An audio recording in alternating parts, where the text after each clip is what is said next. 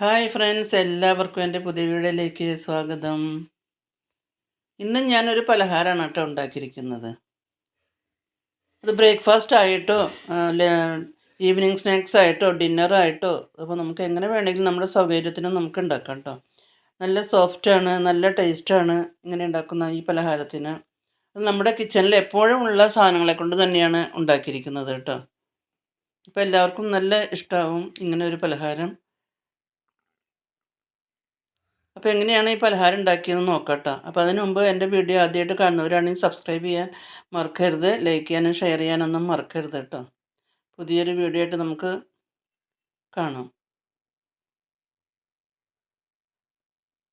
അപ്പോൾ എങ്ങനെയാണ് നമുക്ക് ഈ പലഹാരം ഉണ്ടാക്കിയതെന്ന് നമുക്ക് നോക്കിയിട്ട് വരാം.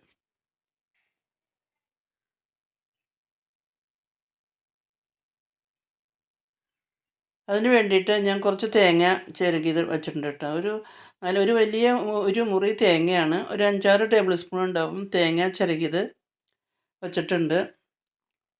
അതിലേക്ക് ഒരു കഷ്ണം ഇഞ്ചി, 5-6 ചെറിയ ഉള്ളി തൊലി കളഞ്ഞ് കഴുകി വെച്ചിട്ടുണ്ട്.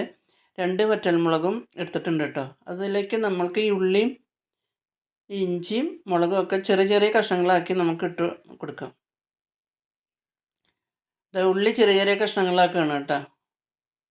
നമുക്ക് മിക്സിയുടെ ജാറിലിട്ടിട്ട് നമുക്കൊന്ന് തെരുതെരുപ്പായിട്ടൊന്ന് അരച്ചെടുക്കണം. അതിനാണ് ഈ ചെറിയ കഷ്ണങ്ങളാക്കുന്നത്.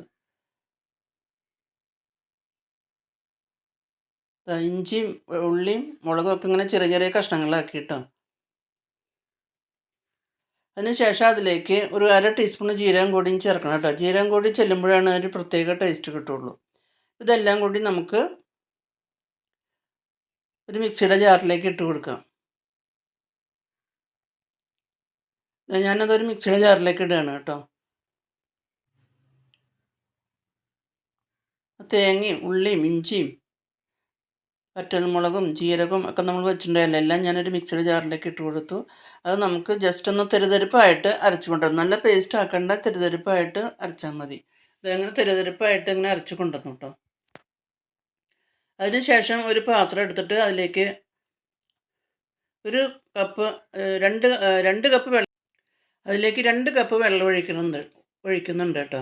1 കപ്പ് അരിപ്പൊടിയാണ് എടുക്കുന്നത്. 1 കപ്പ് അരിപ്പൊടിക്ക് 2 കപ്പ് വെള്ളം എന്നുള്ള കണക്കിനാണ് ഒഴിക്കുന്നത്. വെള്ളം ഒന്ന് തിളച്ച് വരാൻ തുടങ്ങിയിട്ടുണ്ട്. വെള്ളം തിളച്ച് വരാൻ തുടങ്ങിയപ്പോൾ അതിലേക്ക് നമുക്ക് 1 ടീസ്പൂണ് നെയ്യ് ഒഴിച്ച് കൊടുക്കാം കേട്ടോ. ഒന്ന് സോഫ്റ്റായി കിട്ടാനും നല്ല ടേസ്റ്റ് കിട്ടാനും വേണ്ടിയിട്ടാണ് നെയ്യ് ഒഴിച്ച് കൊടുക്കുന്നത്. അതിനുശേഷം അതിലേക്ക് ആവശ്യത്തിന് ഉപ്പും കൂടിയും ചേർത്ത് കൊടുക്കുക. അപ്പോൾ ഉപ്പും നെയ്യും കൂടി വെള്ളത്തിൽ നല്ലപോലെ ഒന്ന് തിളയ്ക്കണം.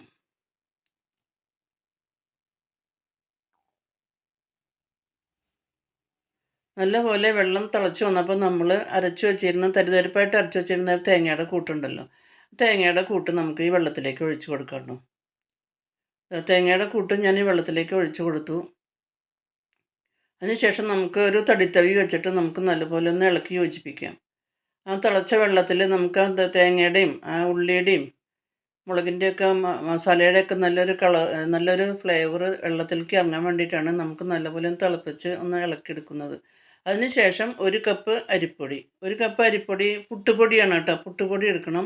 ഇങ്ങനെ നൈസായ പത്തിരിപ്പൊടി എടുക്കരുത്, നല്ല പുട്ടുപൊടിയാണ്. ഞാൻ പൊൻകതിറിൻ്റെ പുട്ടുപൊടിയാണ് എടുത്തത്. 1 കപ്പ് പുട്ടുപൊടി, 2 കപ്പ് വെള്ളം ഒഴിച്ചു. അതിലേക്ക് 1 കപ്പ് പുട്ടുപൊടിയാണ് എടുത്തത്.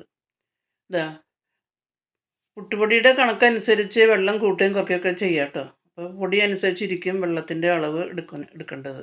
ഞാനിപ്പോൾ 2 കപ്പ് വെള്ളം 1 കപ്പ് അരിപ്പൊടി എനിക്ക് കറക്റ്റായിട്ട് കിട്ടി. അതിനുശേഷം നമുക്കിത് ആ തടിത്തവി കൊണ്ട് എല്ലാം നല്ലപോലെ ഒന്ന് മിക്സ് ചെയ്ത് നല്ലപോലെ യോജിപ്പിച്ചെടുക്കണം കേട്ടോ. നല്ലപോലെ എല്ലാ ദിക്കിലും ഒരുപോലെ വേവാൻ വേണ്ടിയിട്ട് തടിത്തവിയാണ് ഇതിന് ഏറ്റവും നല്ലത്. നല്ലപോലെ നമുക്കൊന്ന് യോജിപ്പിച്ചെടുക്കാം.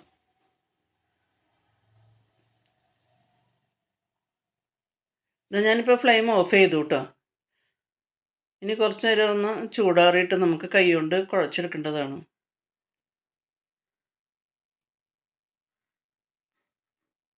ഇതിപ്പോൾ നിങ്ങൾക്ക് വേണമെങ്കിൽ ഉള്ളി, ഇഞ്ചി, മുളകൊക്കെ വേണ്ടാന്ന് വെക്കാം കേട്ടോ. തേങ്ങയും ജീരകം മാത്രം അരച്ചും ഉണ്ടാക്കാം. വേണമെങ്കിൽ പഞ്ചസാര വേണമെങ്കിൽ ചേർത്ത് അങ്ങനെയും ഉണ്ടാക്കാം. ഞാനിപ്പോൾ കുറച്ച് എരിവും ഒക്കെ കിട്ടാൻ വേണ്ടിയിട്ടാണ് ഇങ്ങനെ ഉണ്ടാക്കുന്നത്. ഇതിലേക്ക് ഇപ്പം നമുക്ക് ചമ്മന്തിയോ ദോശയോ ഒന്നും ആവശ്യമില്ല. ഇതിങ്ങനെ വെറുതെ നമുക്ക് കഴിക്കാം. നല്ല ടേസ്റ്റാണ്, നല്ല സോഫ്റ്റുമാണ്, നല്ല ടേസ്റ്റുമാണ്. അങ്ങനെ കഴിക്കാനായിട്ട്.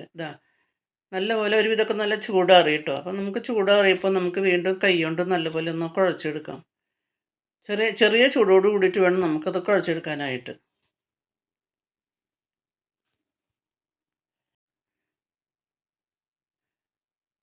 അപ്പോൾ ഒരു ഇതൊക്കെ ചൂടാറിയപ്പോൾ ഒരു ചെറിയ ചൂടോട് കൂടി നമുക്കത് കൈകൊണ്ട് വീണ്ടും നല്ലപോലെ ഒന്ന് കുഴച്ചെടുക്കാം കേട്ടോ.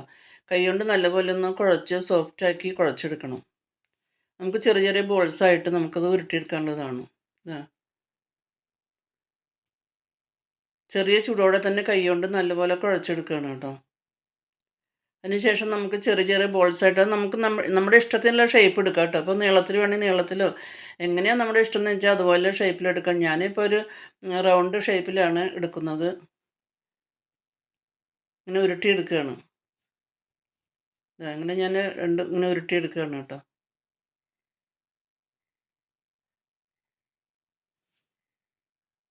എല്ലാം ഞാനിങ്ങനെ ഉരുട്ടിയെടുത്തു കേട്ടോ.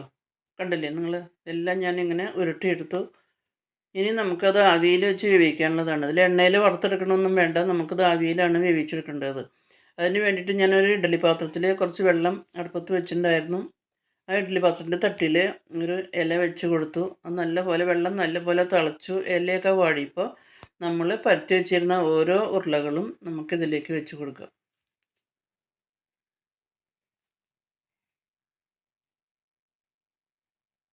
ഇല വയ്ക്കുമ്പോൾ ഇലയുടെ ഒരു ഫ്ലേവറും കൂടി കിട്ടും. നല്ല ടേസ്റ്റാണ് കേട്ടോ. ഇങ്ങനെ ഈ ആവിയിൽ വേവിച്ചുണ്ടാക്കുന്ന ഈ പലഹാരത്തിന് ഒരു പ്രത്യേക ടേസ്റ്റ് തന്നെയാണ്. നല്ല ടേസ്റ്റ് തന്നെയാണ് ഈ പലഹാരത്തിന്.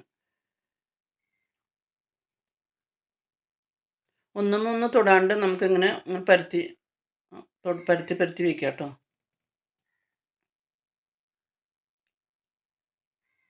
ഒന്ന് ഒട്ടി പിടിക്കാണ്ട് ഇരിക്കാൻ വേണ്ടിയിട്ടാണ് ഇങ്ങനെ അകത്തി അകത്തി നമ്മൾ തൊടാണ്ട് നമ്മൾ വയ്ക്കുന്നത്.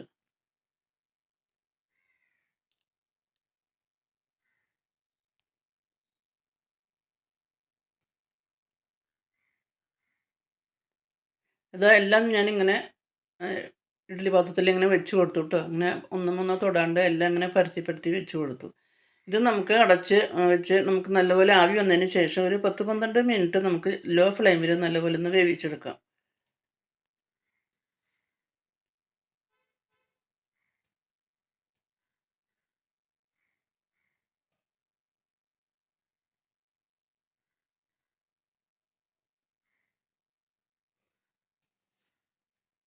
ദാ ഒന്ന് അടച്ച് വെച്ചു. 10-12 മിനിറ്റ് കഴിഞ്ഞപ്പോൾ അത് നല്ലപോലെ വെന്ത് കിട്ടി കേട്ടോ. നല്ലൊരു ടേസ്റ്റി സ്നാക്സാണ്. ഇത് ചൂടാറി കഴിഞ്ഞതിന് ശേഷം വേണം നമുക്ക് വേറൊരു പാത്രത്തിലേക്ക് പകർത്തി നമുക്ക് കഴിക്കാനായിട്ട്. അപ്പോൾ വീഡിയോ എല്ലാവർക്കും ഇഷ്ടമായെന്ന് വിചാരിക്കുന്നു.